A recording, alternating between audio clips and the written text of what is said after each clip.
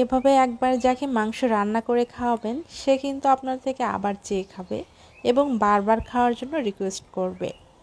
খুলনা জেলার খুবই বিখ্যাত চুইঝাল দিয়ে গরুর মাংস রান্না। আজকে আমি সেই রেসিপিটাই আমার মতো করে শেয়ার করেছি। একঘেয়েমি গরুর মাংস রান্না না করে এভাবে একবার ট্রাই করে দেখবেন। ফ্লেভার এবং স্বাদের দিক থেকে কিন্তু একদমই ভিন্ন। আশা করছি ভালো লাগবে।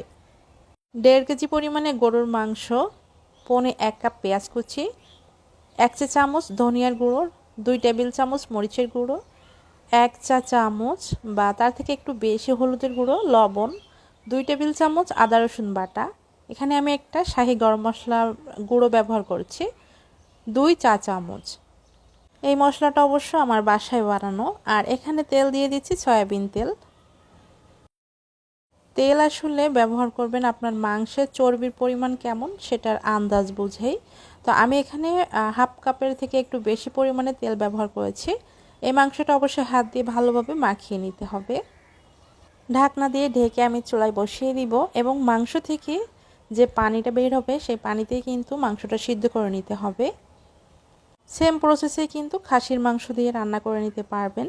পর্যাপ্ত পরিমাণে পানি বের হয়েছে, এখন মাংসটা ভালোভাবে কষিয়ে নিচ্ছি। মাংসটা যত ভালোভাবে কষিয়ে নেবেন টেস্ট কিন্তু ততই ভালো আসবে। এক পর্যায়ে দেখবেন মাংসের পানিটা কিন্তু অনেকটা কমে গেছে। মাংস থেকে যে পানিটা বের হবে ওই পানিতে যদি মাংস সিদ্ধ না হয় অল্প আর একটু পানি দিয়ে সিদ্ধ করে নেবেন। এখানে নিয়েছি চুই ঝাল। চুই ঝালটা কীভাবে কাটতে হবে অবশ্যই আমি ভিডিওর মাঝে দেখিয়ে দিব। সেই সাথে লাগবে আমাদের দেশি রসুন, এই যে আস্ত আমি ভালোভাবে পরিষ্কার করে ধুয়ে নিয়েছি। আর নিয়েছি এখানে শুকনা মরিচ, ভিতর থেকে দানাটা বের করে আমি ফেলে দিয়েছি এবং মাঝখান থেকে চিড়ে নিয়েছি। চুই ঝাল, রসুন এবং শুকনা মরিচটা তখনই দিবেন যখন মাংসটা 80% সিদ্ধ হয়ে যাবে। তো আমি এখানে শুকনা মরিচ দিয়ে দিচ্ছি প্রায় 10 থেকে 12টার মতো। আর রসুনের পরিমাণটা একটু বেশি দিচ্ছি। রসুন, চুই ঝাল এবং শুকনো মরিচের পরিমাণ আপনারা পরিমাণ মতোই দিয়ে দিবেন। এই মাংসের যে ফ্লেভারটা সেটা কিন্তু একদমই চেঞ্জ করে দিবে চুই ঝাল। তো চুই ঝাল দেওয়ার পরে আমি ভালোভাবে কষিয়ে নিচ্ছি। মাংস রান্নায় যতটুকু পরিমাণে পানি ব্যবহার করবেন অবশ্যই গরম পানি দেওয়ার চেষ্টা করবেন, এতে করে মাংসটা খুব দ্রুত কিন্তু নরম হয়ে যাবে। এখানে মাংস ভালোভাবে কষিয়ে নিয়েছি, এরপর আমি গরম পানি দিয়ে দিচ্ছি। ঝোল কতটুকু রাখবেন এবং মাংস কতটুকু সিদ্ধ হতে বাকি আছে সেটা বুঝেই পানিটা দিয়ে দিবেন। এরপর ঢাকনা দিয়ে ঢেকে রেখে দিব। আর লবণটা ঠিকঠাক আছে কিনা সেটাও টেস্ট করে দেখবেন।